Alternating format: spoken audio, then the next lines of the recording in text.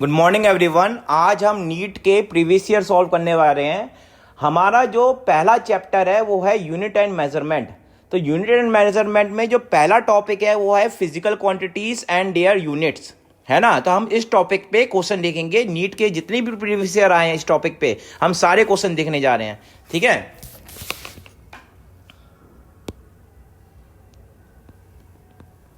देखो बेटा, सबसे पहले है quantities which have same dimension as those of solid angle. Solid angle के कंपैरिजन में हमारा सॉलिड एंगल का ये बताओ, सॉलिड एंगल की डायमेंशन क्या होती है। सॉलिड एंगल हमने बात करी, सॉलिड एंगल की, सॉलिड एंगल की डायमेंशन होती है कितनी, m0 l0 t0। ये हमारी सॉलिड एंगल की डायमेंशन होती है। अच्छा, स्ट्रेन की डायमेंशन कितनी होती है। एक फिजिकल क्वांटिटी है स्ट्रेन। स्ट्रेन की डायमेंशन है, हमारा स्ट्रेन का फॉर्मूला होता है delta L upon L. L माने होता है लेंथ, तो लेंथ डिवाइडेड बाय लेंथ, तो कितना हो जाएगा m0 l0 t0। तो इसकी डायमेंशन कितनी आ रही है, m0 l0 t0, है ना। ये डायमेंशन आ रही है। यहां पे कोई डाउट, ठीक है ना।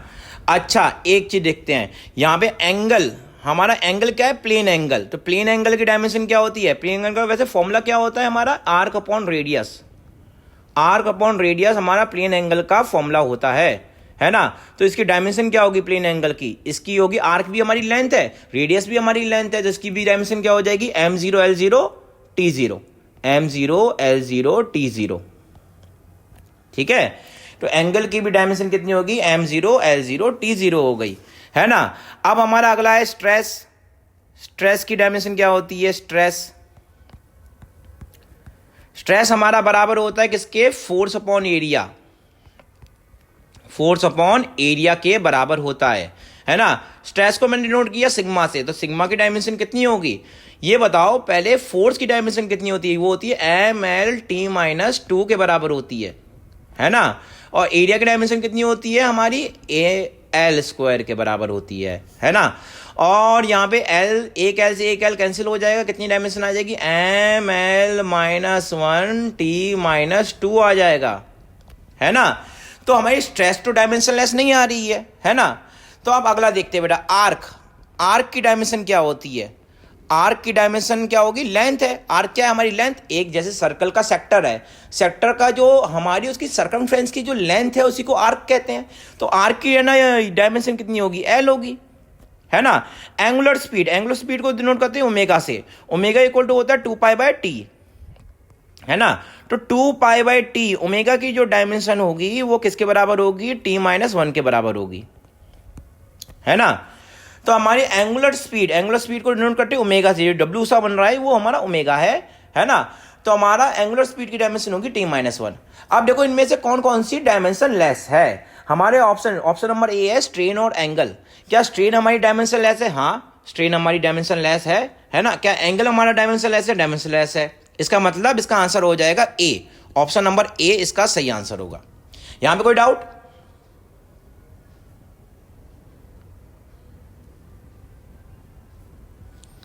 देखो बेटा अगला देखो यहां पे। अच्छा, इसमें मैंने पहले से टिक कर रखा है। ये बताओ यहां पे प्लेन एंगल और सॉलिड एंगल, ये बताओ प्लेन एंगल और सॉलिड एंगल की डायमेंशन कितनी होती है। प्लेन एंगल और सॉलिड एंगल की डायमेंशन होती है m0 l0 t0। पहली बात तो ये क्लियर है, प्लेन एंगल और सॉलिड एंगल की डायमेंशन होती है m0 l0 t0। देखो बेटा, प्लेन एंगल और सॉलिड एंगल हमारी सप्लीमेंट्री यूनिट होती है ना। देखो हमारी फंडामेंटल यूनिट कितनी होती है, 7 होती है, और सप्लीमेंट्री यूनिट कितनी होती है, 2 होती है। तो 2 हमारी सप्लीमेंट्री यूनिट क्या है, प्लेन एंगल और सॉलिड एंगल। प्लेन एंगल और सॉलिड एंगल की डायमेंशन कितनी होती है, m0 l0 t0। मगर इनकी जो यूनिट होती है ना, एक सेकेंड, ये क्या आ रहा है, हाँ रुको, है ना। इनकी जो यूनिट होती है, इनकी यूनिट क्या होगी, प्लेन एंगल। जो हमारा प्लेन एंगल है, उसकी यूनिट होगी कितनी, रेडियन।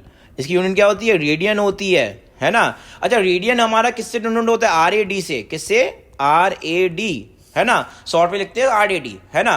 तो प्लेन एंगल की यूनिट होती है RAD, रेडियन होती है ना। और जो सॉलिड एंगल होता है, सॉलिड एंगल, है ना, सॉलिड एंगल की यूनिट क्या होती है, स्टर रेडियन, जिसको डिनोट करते हैं SR से, है ना।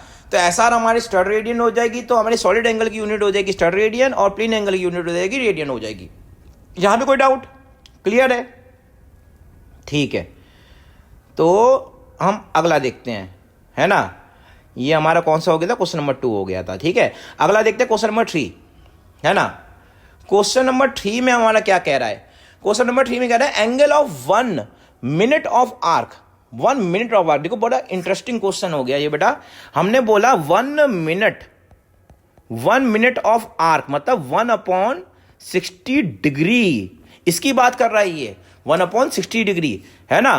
तो ये 1 मिनट इक्वल टू 1/60 डिग्री। अब डिग्री को रेडियन में चेंज करने के लिए क्या करते हैं? 1 डिग्री इक्वल टू होता है π/180 रेडियन, है ना।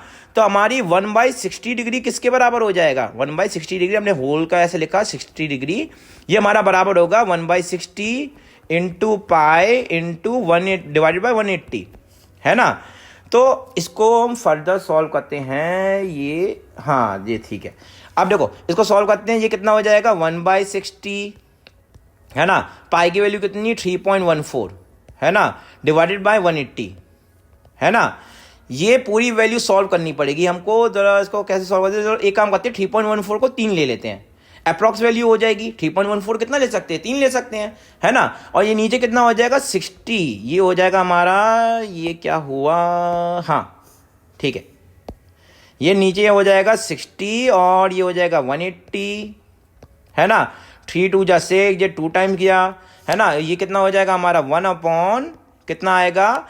180 इंटू 20 कितना होगा हमारा? ये होगा 36, है ना, और 00, है ना। अब एक काम किया हमने, 100 का मल्टीप्लाई 100 का डिवाइड कर दिया, तो 100/36, है ना, इंटू 10 की पावर -4, है ना।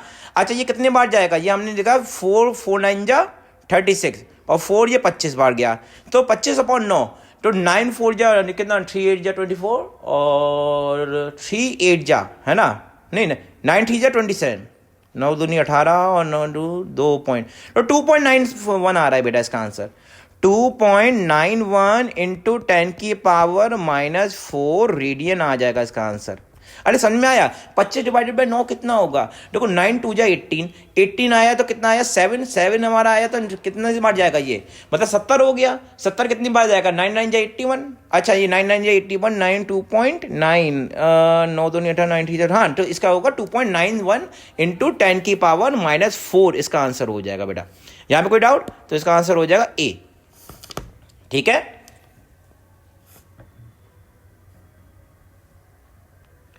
चलो हम अगला क्वेश्चन करते हैं। अगला क्वेश्चन क्या है हमारा? Unit of thermal conductivity. Unit of thermal conductivity क्या होता है? अच्छा थर्मल कंडक्टिविटी हम पढ़ते हैं थर्मल फिजिक्स में, है ना। थर्मल फिजिक्स हमारा चैप्टर है क्लास 11th का, है ना।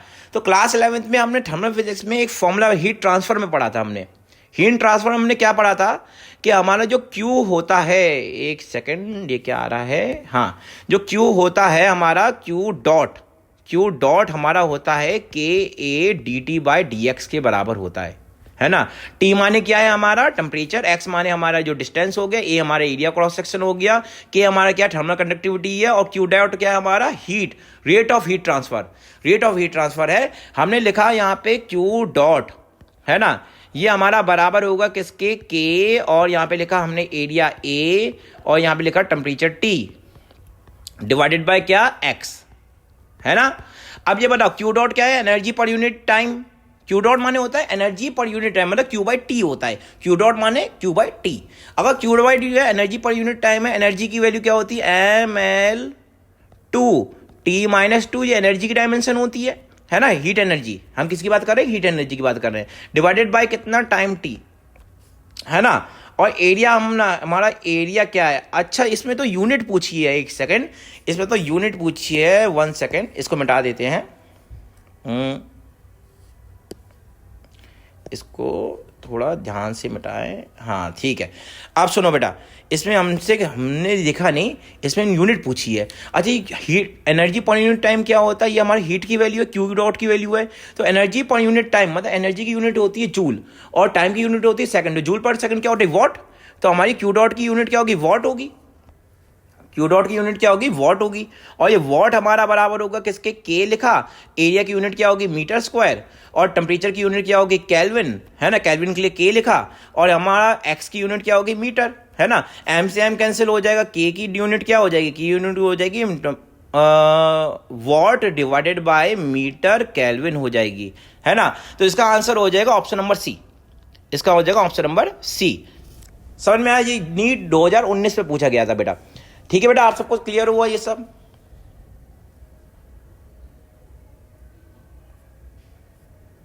ठीक है, अगला क्या है, damping force of on an oscillator is directly proportional to the velocity, the unit of the constant of proportionality are. देखो बेटा, बहुत अच्छा क्वेश्चन है। देखो बेटा, आप समझना, डैम्पिंग फोर्स है ना, हमारा जो डैम्पिंग फोर्स होता है, डैम्पिंग फोर्स क्या होता है, एफ से डिनोट किया। उनने बोला कि डैम्पिंग फोर्स डायरेक्टली प्रोपोर्शनल है वेलोसिटी के, है ना। जब प्रोपोर्शनलिटी का साइन हटेगा तो कांस्टेंट आएगा, के लिख दिया हमने कांस्टेंट को, के वी, और हमने लिखा फोर्स की जो डायमेंशन है वो हमारी बराबर होगी किसके, अच्छा नहीं, इस पर भी यूनिट पूछी है, डायमेंशन तो पूछी नहीं है, तो हम डायमेंशन यूज नहीं करेंगे, हम यूनिट का यूज करेंगे। ये हमने बता दिया, एक सेकेंड। हाँ, यहां भी लिखा हमने एफ बराबर के वी, ये हमारा आया। के की हमसे पूछा है, के की यूनिट क्या होगी, के बराबर हो जाएगा एफ बाय वी होगा। एफ की यूनिट क्या होती है, न्यूटन होती है। न्यूटन को क्या लिख सकते हैं, केजी मीटर पर सेकंड स्क्वायर, ये लिख सकते हैं। वेलोसिटी की यूनिट क्या होगी, मीटर पर सेकंड होगी। सेकंड से सेकंड कैंसिल, मीटर से मीटर कैंसिल, तो ये क्या हो जाएगा, केजी पर सेकंड हो जाएगा, है ना। तो इसकी यूनिट हो जाएगी केजी पर सेकंड। तो ऑप्शन नंबर सी इसका सही हो जाएगा बेटा। यहां पे कोई डाउट? देखो कितने सिंपल क्वेश्चन आते हैं बेटा, नीट में कितना सिंपल है नीट, है ना। नीट में इतने सिंपल सिंपल क्वेश्चन आते हैं बेटा, है ना। ओके, चलो हम नेक्स्ट क्वेश्चन करते हैं बेटा। क्या इसमें कोई डिफिकल्ट लग रहा है बेटा? इसमें कुछ भी डिफिकल्ट है ही नहीं। नीट बहुत सिंपल पेपर है बेटा, आराम से हो जाता है, कोई दिक्कत की बात नहीं है ना। अब अगला क्वेश्चन देखो, नेक्स्ट क्वेश्चन क्या है, density of the material in CGS unit is 4 gram per centimetre cube, unit in which unit of length is 10 metre and unit of mass is 100 gram, है ना। The value of density of material will be, है ना। इसमें पूछा है कि 4, है ना। अच्छा, एक हमको पता है, एक हमको क्या पता है, देखो देखना बेटा, यहां पे हमको एक चीज पता है कि हमारा N1U1 बराबर होता है N2U2 के, क्योंकि हमारा न्यूमेरिकल वैल्यू और यूनिट का प्रोडक्ट क्या होता है, सेम होता है। न्यूमेरिकल वैल्यू और यूनिट का प्रोडक्ट कांस्टेंट होता है। अगर ये कांस्टेंट होगा तो हमने लिखा N1U1 कितना है हमारा, 4 ग्राम पर सेंटीमीटर क्यूब है ना। और हमको N2 की वैल्यू पूछी है, N2 की वैल्यू कितनी होगी। हमने यहां पे लिखा, देखो हमने यहां पे देखा कि जो मास है वो तो 100 ग्राम हो गया, तो जी की जगह क्या लिखेंगे, 100 जी लिखेंगे, है ना। और हम यहां पे लिखेंगे, यहां पे 100 जी लिख दिया। हमारी लेंथ कितनी है, लेंथ हमारी 10 सेंटीमीटर है, तो हमने सेंटीमीटर की जगह क्या लिख देंगे, सेंटीमीटर की जगह क्या लिख देंगे हम, 10 सेंटीमीटर लिख देंगे, और ये ऊपर लिख देंगे -3। यहां पे कोई डाउट? तो ये हमने लिखा 4 ग्राम से ग्राम कैंसिल, सेंटीमीटर क्यूब से सेंटीमीटर क्यूब कैंसिल हो जाएगा, तो N2 इंटू 100, और नीचे लिखा हमने कितना, 1000, है ना। 2 0 से 2 0 कैंसिल हो जाएंगे, और N2 की वैल्यू कितनी हो जाएगी, N2 इक्वल टू 40 हो जाएगा। तो N2 की वैल्यू कितनी आ रही है बेटा, 40 आ रही है, तो N2 हमारा 40 हो जाएगा, N2 हमारा 40 है। सी ऑप्शन हमारा सही हो जाएगा। यहां पे कोई डाउट? क्लियर है? ठीक है, तो हमारा क्वेश्चन नंबर 6 का आंसर हो जाएगा 40। ठीक है, अगला देखते हैं बेटा। नेक्स्ट क्वेश्चन क्या है हमारा, नेक्स्ट क्वेश्चन है unit of permittivity of free space. Unit of permittivity of free space क्या होती है? देखो, यूनिट ऑफ परमिटिविटी हम पढ़ते हैं इलेक्ट्रोस्टैटिक में। किस में पढ़ते हैं? इलेक्ट्रोस्टैटिक में पढ़ते हैं। इलेक्ट्रोस्टैटिक है ना, 12वीं का पहला चैप्टर है ना। तो हमने लिखा कि फोर्स हमारा बराबर होता है 1/4 pi epsilon not Q1 Q2 upon R²। ये हमारा फॉर्मूला होता है। और एप्सिलॉन नॉट किसके बराबर हो जाएगा, ये बराबर हो जाएगा Q1 Q2 divided by 4 pi R² F, है ना। और एप्सिलॉन नॉट की यूनिट पूछी है हमसे, एक चीज बताओ, Q1 Q2 क्या है हमारा, चार्ज की यूनिट क्या होती है, कूलम, तो coulomb into coulomb, coulomb square. और नीचे हमने लिखा, हमने आर का यूनिट क्या होती है, मीटर, तो मीटर स्क्वायर। और फोर्स की यूनिट होती है न्यूटन, तो कूलम स्क्वायर पर मीटर स्क्वायर पर न्यूटन, है ना। तो इसका आंसर क्या हो जाएगा हमारा, इसका आंसर हो जाएगा ऑप्शन नंबर सी। तो सी हमारा सही आंसर होगा। यहां पे कोई डाउट, क्लियर है ना। देखो कितने सिंपल है बेटा, कितने ज्यादा सिंपल क्वेश्चन है, इससे ज्यादा सिंपल क्वेश्चन क्या होंगे, है ना। ये हमारे 4-4 मार्क्स में आ जाते हैं, हमारे सही हो जाते क्वेश्चन, है ना। ये हमारे मार्क्स हमको यहीं पे गेन होते हैं, है ना। अच्छा, प्लैंक कांस्टेंट की वैल्यू पूछेगी ऐसा यूनिट में, प्लैंक कांस्टेंट की वैल्यू कितनी होती है। प्लैंक कांस्टेंट की वैल्यू होती है 6.63 इंटू 10⁻34। तो 6.63 इंटू 10⁻34 हमारी प्लैंक कांस्टेंट की वैल्यू होती है। ये हमने टिक कर दिया, है ना। 6.63 इंटू 10⁻34 ये हमारी प्लैंक कांस्टेंट की वैल्यू होती है। ठीक है बेटा, अगला क्वेश्चन देखते हैं। नेक्स्ट क्वेश्चन क्या है, नेक्स्ट क्वेश्चन, हाँ नेक्स्ट क्वेश्चन है unit of Stefan Boltzmann constant. एक चीज बताओ, देखो हमारे रेडियन, है ना, जब रेडिएशन के कारण हीट का ट्रांसफर होता है तो क्यू डॉट हमारा बराबर होता है सिग्मा ए टी की पावर 4। यहाँ पे सिग्मा, ये जो सिग्मा दिख रहा है ना, ये हमारा स्टीफन बोल्ट्जमैन कांस्टेंट होता है। स्टीफन बोल्ट्जमैन कौन सा होता है, सिग्मा। अच्छा, क्यू डॉट की यूनिट क्या बताई थी मैंने, वॉट बताई थी। वॉट हमारा बराबर होगा, अच्छा एक सेकंड, एक काम करते हैं, यहां पे हमने लिखा सिग्मा इक्वल टू लिख दिया Q dot divided by area into T4, है ना। तो सिग्मा की यूनिट क्या होगी, क्यू डॉट की यूनिट वॉट, है ना। एरिया की यूनिट कितना होगा, मीटर स्क्वायर, और केल्विन की पावर 4। तो वॉट पर मीटर स्क्वायर इंटू केल्विन की पावर 4। तो इसका आंसर हो जाएगा ऑप्शन नंबर ए हो जाएगा, है ना। तो क्वेश्चन नंबर 9 का आंसर हो जाएगा ए। यहां पे कोई डाउट, ठीक है। अगला क्वेश्चन देखते हैं। अगला क्वेश्चन क्या है, in a particular system the unit of length and mass and time this, है ना। Unit of force in this system will be, है ना। एक चीज देखो बेटा, फोर्स की जो यूनिट होती है, फोर्स की जो यूनिट होती है वो कितनी होती है, फोर्स हमारा F, है ना। फोर्स हमारा F है। अब इसमें बोल रहा है कि यूनिट ऑफ मास और लेंथ इतना है। अच्छा देखो, हमको पता है N1U1 इक्वल टू N2U2। अभी हमने ये फॉर्मूले का यूज किया था। N1U1 हमारा कितना है, 1 न्यूटन लिखा हमने, 1 न्यूटन के बराबर है ना। अब ये हमने लिखा N2 की वैल्यू निकालनी है, यूनिट की वैल्यू हमारी न्यूटन किसके बराबर होते हैं, केजी मीटर पर सेकंड स्क्वायर, है ना। केजी मीटर हमारे 1 न्यूटन किसके बराबर होता है, 1 न्यूटन बराबर होता है केजी मीटर पर सेकंड स्क्वायर के बराबर होता है। केजी कितना है हमारा ग्राम में है, ग्राम को पहले केजी में चेंज करना पड़ेगा, तो ग्राम में केजी में चेंज करेंगे तो क्या हो जाएगा, 10 ग्राम इक्वल टू हो जाएगा 0.01 हो जाएगा केजी। और मीटर में देखो सेंटीमीटर में दिया है 10 सेंटीमीटर, मीटर में कितना होगा 0.1, है ना। और सेकंड कितना है हमारा 0.1, तो 0.1 का स्क्वायर, है ना। 0.1 से 0.1 कैंसिल हो जाएगा, और ये हो जाएगा हमारा 0.1 डिवाइडेड बाय 0.01, है ना। पॉइंट हटेगा, ये नीचे 10 आया, ऊपर 100 आ गया, कितना आएगा 10 हो जाएगा। तो 10 न्यूटन हमारा आंसर होगा, कितना होगा 10 न्यूटन। देखो यहाँ पे वैल्यू लेके आए तो कितना हो जाएगा 10 न्यूटन हो जाएगा, इसका आंसर होगा 10 न्यूटन।